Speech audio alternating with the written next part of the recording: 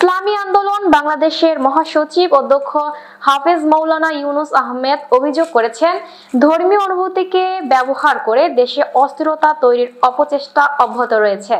বিস্তারিত দেখুন প্রতিবেদনে।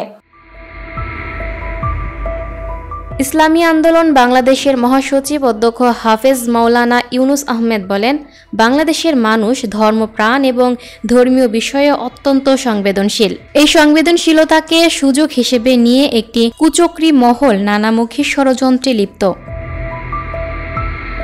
মঙ্গলবার 25শে নভেম্বর গণমাধ্যমে পাঠানো এক বিবৃতিতে ইসলামী আন্দোলনের মহাসচিব বলেন, বাউল শিল্পী আবুল হোসেনের মহান আল্লাহ তাআলা সম্পর্কে অশালীন ও অশ্লীল মন্তব্য ইচ্ছাকৃতভাবে পরিস্থিতিকে ঘোলাটে করেছে। তার পরপরই আরেক দল ওই ঘটনার সুযোগে নিজেদের স্বার্থ হাসিলের নোংরা খেলায় মেতে উঠেছে বলেও তিনি মন্তব্য করেন। বিবৃতিতে ইউনুস আহমেদ বলেন, দেশের এই সংকটময় সময়ে সামাজিক ও রাজনৈতিক ঐক্য নষ্ট করার গভীর চক্রান্ত হচ্ছে। যারা সমাজে অস্থিরতা তৈরির চেষ্টা করছে তাদের আইনের আওতায় আনতে হবে। তিনি অভিযোগ করেন, বাউল শিল্পীর দৃষ্টতামূলক মন্তব্যকে উপেক্ষা করে বরং ওই ঘটনা প্রতিক্রিয়াকে বড় করে দেখানো হচ্ছে।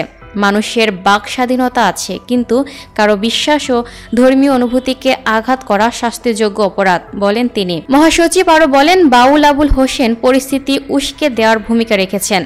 এখন যারা তার পক্ষ নিচ্ছে তাদের রাজনৈতিক উদ্দেশ্য আছে কিনা তা খতিয়ে দেখা জরুরি।